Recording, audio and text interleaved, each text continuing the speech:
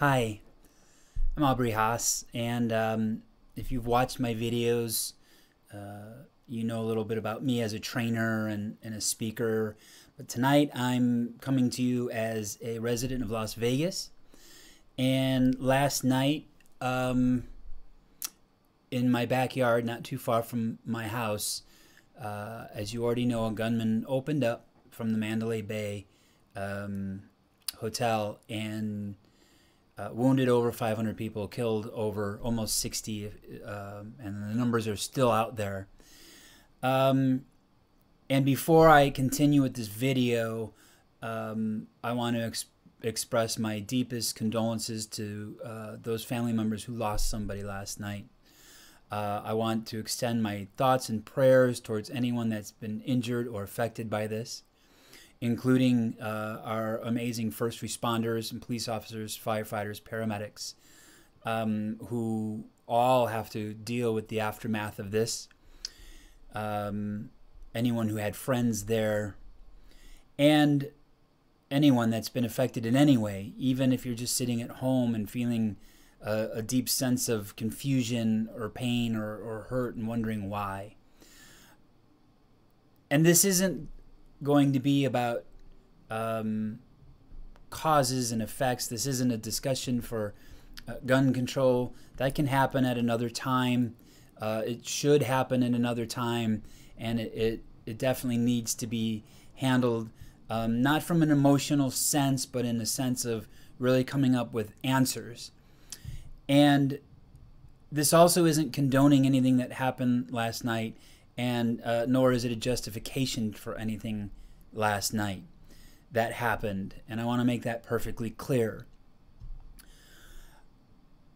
As I extend my compassion and condolences for those that were affected last night, I extend my compassion and condolences for also the family of the shooter, and I also extend my compassion towards the shooter himself. And I might have lost you already on that sentence, but I ask that you just keep an open mind, listen, see maybe a new possibility, and understand the logic in which I'm using when I say something like that. And the reason that I say to understand the logic is that if you're trying to make sense out of a senseless situation, you won't find any sense. It won't make any sense. If you're trying to understand something that is not understandable, you're going to feel more pain, more hurt, more anger. And if we understand sometimes the logic of what somebody else is thinking or saying, and how we could identify the same logic in ourselves, it gives us a place to meet. And right now, what I want to do in the world is I want to call forth this new space where we can meet. And it's not about me being right and you being wrong, or you being right or me being wrong, or anybody being right or wrong. And it's not about justifying anything that's going on. It's not about justifying gun safety laws or pushing an agenda or the right or the left or anything. It's simply, it's time for this world to be able to come to a place where we can meet and discuss these issues more in depth, without trying to prove a point, without trying to make a point, without trying to have an agenda, without acting on our already established beliefs. It's a point of ideas. It's a point of where we say, okay, here's where we are, now what? And the things that we've put into place all led us here, no matter what side we're on. So what's going on isn't working. And the reason that I offer compassion to the gunman, and the reason that I'm asking you to also extend compassion, because compassion is for everyone. It's easy to have compassion for those that we love. It's very difficult to have compassion for those who do unspeakable things. But lately I've been in a very dark place myself. I've had health problems. I've had neurological problems. That's clouded my thinking. There might be effects of the medication that I'm on that are affecting my thoughts. There's problems that are going on with my body where I know I'm not thinking right, and I know who I am is not where I am. And yet I've had some very dark thoughts, and I've been in a very dark place. And for this to happen right now, my whole day today has been contemplating about love and about compassion and about trying to really make sense of this in a spiritual way, in a philosophical way, in a behavioral way, and in a context that we can use to solve it. And one of the things that I came up with, one of the possibilities that has been coming to me, is the fact that I often come across as someone who has it all together. I often come across as someone who's happy, who jokes, who's sarcastic, and I've been that way all my life. I was that way when I was suicidal. I was that way when I laid in bed with a gun in my hands, praying for the strength to pull the trigger, where I was saying to myself, it's crazy that I'm too strong to kill myself, yet too weak to live, because I knew I was transgendered, and it didn't fit in the context of the rest of the world. It certainly didn't fit in what I wanted to be. I just wanted to be what I considered a normal boy. And nobody knew, because I operated every day like I had it all together. And recently, I've been opening up about my darkness, and recently I've been opening up again about my pain, and I told 3 of my friends that I was going to harm myself because I planned on ending it. I planned on checking out within the last 2 weeks. And when I said that to them, they just basically blew me off. They didn't take it seriously. And at the time, I was upset, and at the time, the dark thoughts in my head said, see, nobody cares anyway. Now, I know that's not true. I know my friends do care, but in the darkness that's there, it was that nobody cared. And that even when I came out and I said, I need help, my friend said, you're fine. And it led me to think about all the times that we taught somebody not to experience their feelings from when we're little. Don't cry. We tell our kids, don't cry, instead of, why are you feeling sad, or why are you experiencing sadness? We don't give them a chance to get it out. We've taught a whole generation of people that feelings are wrong. And so much to the point that if a friend of yours starts crying, we start to try to make it feel better, as if it's our job to make them feel better. It's not our job. They get to experience where they are. And this is what I mean about meeting people where they are. They get to experience that sadness. They need to get it out. If anybody's ever had a bottle that they had in the airlines, and they open it up while they're flying, and when they land, the pressures are different. And if you don't relieve the pressure, the bottle will either 1, expand, or 2, contract, depending on if you're going up or down and in the pressure. But if you don't relieve the pressure, the bottle will break.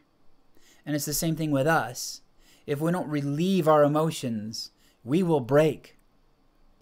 I liken it often to a cut on my arm. If I have a cut on my arm and I put antibiotic ointment on it and I clean it and I keep it covered, it will heal. But if I have a cut on my arm and I just say, it's going to be okay, and when it starts looking kind of gross, I just wear long sleeves and I pretend that it's all right, and I don't tell my friends about it, and nobody knows about it, that cut's going to get infected. That cut is going to spread the infection through my arm, through my body. It's going to get much, much worse if we don't take care of what the cause of the problem is.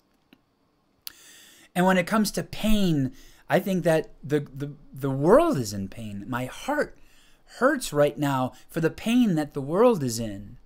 And if you think that you have the way to say, oh, well, you shouldn't, or it shouldn't, and blah, blah, blah, you don't. Nobody does. We all feel pain differently. And in the moment that I felt pain, that I told one of my friends that it was time for me to check out of this planet, that person couldn't comprehend their own emotions to their friends saying that to them. And I understand that. I understand that as a teacher. I understand that as a transformational trainer. I understand that in the cognitive science and cognitive therapies that I do, that in that moment, my friend didn't have any idea how to make it better for me. And so avoidance was the best way for them not to worry, not to feel hurt, not to Say, oh, my friend's really hurting and I don't know what to do, because that feeling in itself can be very painful and can hurt a great deal. And it's the same thing when we see a friend of ours crying. The first thing we do is say, don't cry, don't cry. It's not because they're uncomfortable, it's because we're uncomfortable. And we feel that if we take their pain away, then they won't cry. And then we did something. What we're really doing is we're not comfortable with them crying. And it's not for us to take the pain away. The pain will go away by experiencing the emotion, which is sadness, which is crying. There's a reason that your body throws up when you eat something bad for you. There's a reason that we cry, because it's the body getting rid of things. There's a reason that we breathe, taking in the oxygen and relieving the carbon dioxide, right? There's a reason our body does everything that it does. And when we have our emotions and we hold it in and we go deeper and deeper into despair, our minds don't think right anymore. And if we don't have an outlet to let it out, some people pick up a bottle. Some people hurt so bad and they'll do anything to not feel that. They'll do anything to feel any emotion, anything, that they pick up a bottle, anything other than the pain they feel. Even if they just have to numb it for a night or a day or day after day after day, and they drink themselves, sometimes to death, just so they don't feel the pain inside them. Some people pick up a needle. Some people pick up a gun and kill themselves. Some people pick up a gun and kill others. Some people pick up a gun and kill many. And I'm compassionate because I'm blessed to have, even though the pain that I've been in, never have known that kind of deep, twisted pain inside my own body that I even thought of harming someone else. Myself, yes. And I understand that if I hurt myself, I hurt others indirectly. I get it. But if I had a wish for the world right now, I would have a wish that everybody's pain, the pain that they hide from, the pain that they won't tell anybody about, the pain that they walk around thinking they have it all together, goes away. The pain that makes someone want to have control in any way they can find control. And we see this in the world with violence all the time, and not just with gun violence, with rape or child abuse or spousal abuse or cutting ourselves. We see this pain that people don't want to process in a way that's functional to them, that relieves them of the burden of the pain. We see them take it out. The desperation that there's nothing else left for them except to rob somebody, hurt somebody else, take their pain out on someone else. The pain that I've been feeling these last couple of weeks leading to this event in my backyard. Many, many people have told me over the years that I am the love that the world needs, that they've never experienced someone who can be as loving as myself. And I always say thanks. I don't know what that means exactly. I do care a great deal. I mean, I rescue animals, I rescue people. One of the biggest things in my whole relationship problems have been rescuing people. I want the world to feel better.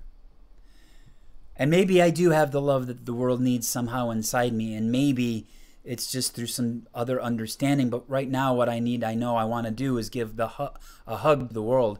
I want to send my compassion out to the world. I want to send this insight into the world that if somebody's crying to you, let them cry. Don't fix it. Sit with them or ask them what they need. If someone tells you that they're going to hurt themselves, believe them, especially if it's out of the realm of the way they normally talk. You don't have to fix it, but sometimes just saying, hey, why don't you just talk about it? Why don't you throw up that emotion, that energy, that conversation that you're having in your mind? And sometimes just getting it out there. When I hear my thoughts, and I haven't spoken my mind to my friends about this because I always have to be the one that has it all together, right? That's me. That's my story. That's my mask I wear every day. And then when I do open myself up, You know, like just to give you an example, on a video I posted on Facebook, I said, even though I'm an introvert, you know, it would be really great if you just reached out and called me. And then I had people text me that said, saw your video, call me if you need anything. In the darkness of the hurt, that's almost like a big fuck you. Hey, I heard you are in pain. I heard you asking for me to call you, but all I'm going to do is text you and see if you want to talk, and you can call me then. You put it on, you know, put it back on me. Now, I know that's not what it is. I know that those are my friends that honestly care, and they're reaching out in whatever way that they can, emotionally and where they are. Okay? I get that. But the darkness inside made it feel like nobody cared. The darkness inside made it feel like fuck you. I just saw you open up, and I'm not even going to do what you asked. I'm not even going to bother picking. I'm going to pick up the phone. I'm not going to do what you asked. I'm not going to call. I'm just going to text and say, if you want to call, you call me. And we need to be aware of this when we're interacting with people that we care about. Because the thing is, the pain that causes mass shootings, that causes war, that causes somebody to take another life, that causes rape, that causes spousal abuse, that causes child abuse, that causes suicide, that causes us to hurt ourselves, that causes alcoholism and drug addiction. That's all pain that's inside of us. It's just pain that wants to come out. And we don't even want to deal with it because all our lives we've been told not to. We've been told, just suck it up. We've been told, don't cry. We've been, even if I'm in a relationship with you and I hurt you, what's my go-to, right? If you think about it, I'm going to try to explain it to you. Oh, you shouldn't act that way. It was just a joke. That's me being hurt that I hurt you and not even want to taking responsibility. It's me trying to say, hey, listen, I don't want you to hurt. Let me explain to you why I did it. And maybe if you understand why I did it, then you won't be hurt. Because that's all I really want, is for you not to be hurt. Instead of saying, you know what, I realize I hurt you and I hurt you deeply. I'm sorry. What do you need from me right now? Hey, I know that you're going through a hard time. How about if I just come over and you can cry and I'll stroke your hair? Hey, I know that you're really frustrated at work. Why don't you just let it all out? I won't even try to fix it. Because that pressure that's inside leads people to do things and their head isn't right. And yeah, we can talk about gun control. And yeah, we can talk about mental health. And yeah, we can talk about all these things. But first, look around you. First, look at your friends. Maybe even look in the mirror. What do you have to get out that you've been holding in that's hurting you so bad, that's affecting your life so bad, whether you show it to other people or not? Who do you need to tell? Who can you call right now and say, throw it all up, get all that emotion out, let the pressure in the pressure cooker out, even if it's just for a minute. It will help that person. It'll help that person not pick up the bottle or not pick up a needle or not pick up a gun. I truly believe that if everyone in life had an outlet for the anger of their dad walking out of them, for their anger of growing up in a socioeconomic class that is judged daily, that is harassed daily, that doesn't even have the equity in the world to move out of it. I believe that if those people had an outlet, that the crime in those areas would go way down. I believe if you just reached out to someone and said, you're special and you're amazing and I know it's tough right now and I'm going to be there for you. I think truly that if someone feels heard and feels loved and starts to have an understanding of the loving of life, there's no way they can take another life. And I'm not talking about the conditions of the brain that are wired totally different that might still cause that outcome. I'm talking about just human beings right now in the world that are deeply disturbed from a number of issues. And instead of trying to prove that you're right about your point and make the other person wrong or lash out and hurt the other person, and you can see it, just scroll through comments on any political post and you'll see name calling and throwing of hate and anger and spewing it at somebody else. First of all, that person can't feel good saying that because they're in pain too and trying to be in control and prove they're right. is their way of dealing with that pain and that anger. Trying to have control of something. What other control can you possibly have rather than taking your own life or taking someone else's life? It's the ultimate position of control. Now, I don't know why this gunman did what he did last night. I don't know what pain was in his heart. I don't know what was going through his mind. We will never know. But I can tell you this, there's other people out there right now that are feeling the same way and are thinking about doing the same things. Maybe to somebody else, maybe to themselves, maybe to you. And it could be someone you know. It could be someone right next door. It could be a friend that says, you know what, I think I'm done. I want to check out. And it's going to take a lot of courage and a lot of strength on your part. And it's going to be uncomfortable to say, hey, if you're really talking about that, I'll spend the night at your house. I'll lay in bed with you and hold you. Whatever you need, don't do it. It's to say to the person, instead of saying, well, life isn't fair. Yeah, you know what? It's not fair. But here's the thing. It's also not equitable. Meaning fair is that everybody gets the same thing. Equitable is that everybody has a chance, a fair chance to do the same things. And that's not the way life is. And some people are stuck in that process right now.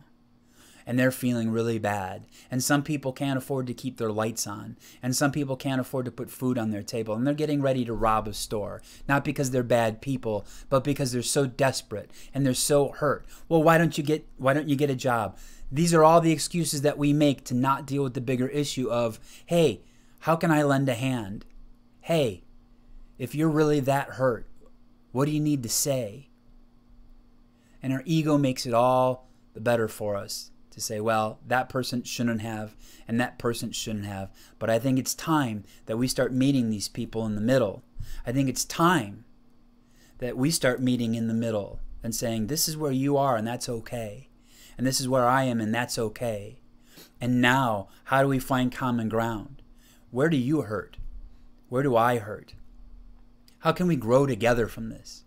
And maybe we don't. Maybe we don't even come up with a solution. But in that moment, we're being human beings to each other. In that moment, we're being there for each other in the Christ consciousness. Whether you believe in Christ or not, the Christ consciousness is that of love. That of humanity, being human to each other, because we're all in pain, and it all comes from different places. But the logic that you use to hide away your pain is the same logic that I use to hide away my pain. It's the same logic the shooter used to hide away his pain, the outcome of which can be totally different. I'm making a YouTube video. He killed a bunch of people. You might bully me in the comment section below this, which I'm sure there might be some, and that's fine too. Because that's where you are right now. And as I stand here right now, I'm opening myself up to the world. And I'm saying I'm ready to meet you wherever you are. If you don't agree with how I live my life, that's fine. You totally have a right to believe that and think that. And I'm willing to meet you where you are. And I'm willing to understand the logic of how you got there. And I'm willing to have a conversation with you. Not to change your mind. Just to meet you where you are. And for my friends that are in pain, even though I'm in pain, you all know that I will be there because that's who I am. And maybe that's why they call me the love the world needs, because I know that I can handle my things and I'm working on it. And I can be there for other people. That's what gives me the best feeling in the world. That's why I did everything that I do in this world, is to be there for others so people can feel a sense of peace, a sense of rest. And even while I'm going through something, because I'm human too, even though I have all the tools, doesn't mean that I'm not going to experience pain or anger or desperation. It's just that I have a little bit better way of processing it and I'm working my way through it. It still affects me because I'm human. But I'm there for you, whoever you are in the world. And if you need me to listen, I'm going to listen. And if you're thinking about doing something to hurt yourself or others, I'm going to listen. Or find somebody that will listen.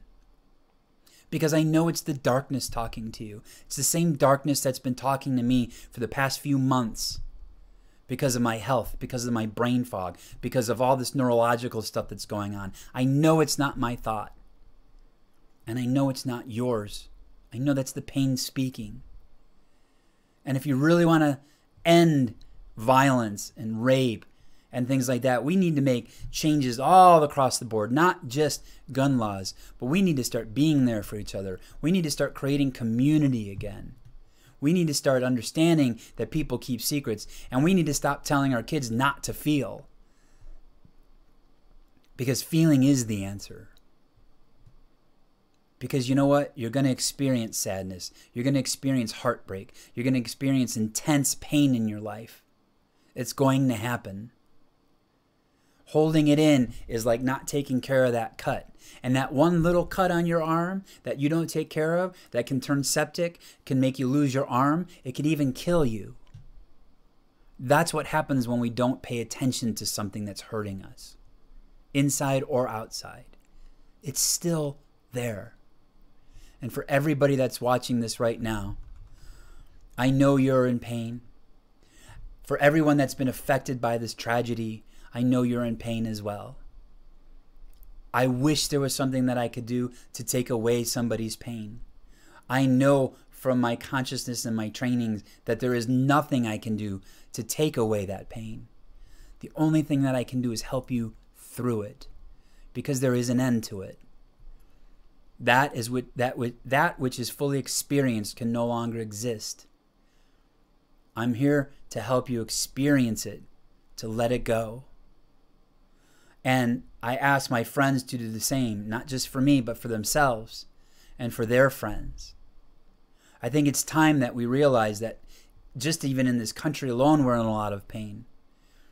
Political turmoil, health care, this, guns, education, pregnancy, poverty, hungry kids, homelessness. There's all sorts of things. But if we can't meet where we are, if we can't even help somebody experience the pain of that, then we're going to find ourselves in more situations just like this.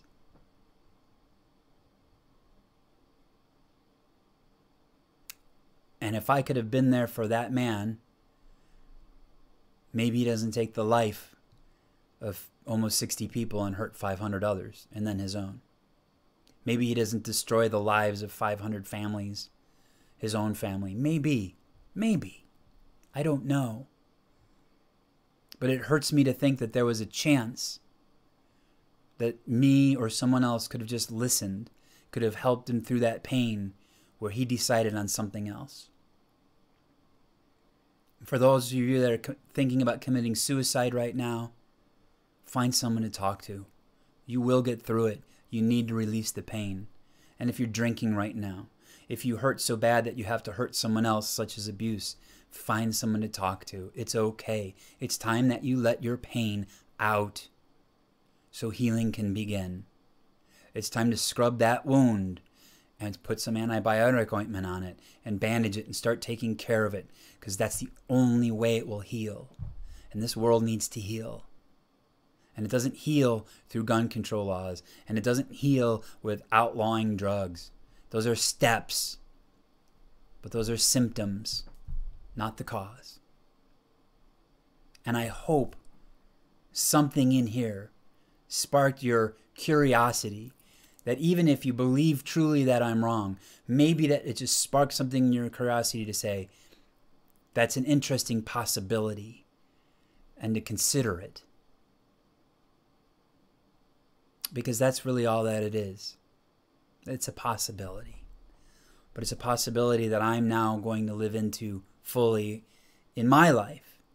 And it's time that I fulfill what I'm here to do. And that's to be the love that this world needs. And it's time for me to stop hiding as well from who I am. And get out there and make a difference. Because I've lived my entire life in pain of who I am and who I thought I was supposed to be and what I am, even as transgendered. I live my whole life in pain, and it sucks. It is a lonely, dark place, and I promise you, you do not think right when you're in that place. So if you're trying to understand what happened last night, start understanding the logic of the last time that you were in a great deal of pain. You made a choice that wasn't necessarily what you would normally do. Yes, it's a totally different situation. I understand. I'm just saying look at the logic, not the result. Because we'll never make sense of this result. We'll never make sense of 500 people wounded and 60 people dead. You cannot make sense of a senseless act. But maybe, just maybe, you'll understand a time when you were so hurt that you did something that was totally outside of who you were. And maybe, just maybe, when you connect to that, we'll start talking to each other and meeting us where we are, meeting each other where we are. And maybe, just maybe, then we can prevent more things like this from happening. Thank you for watching.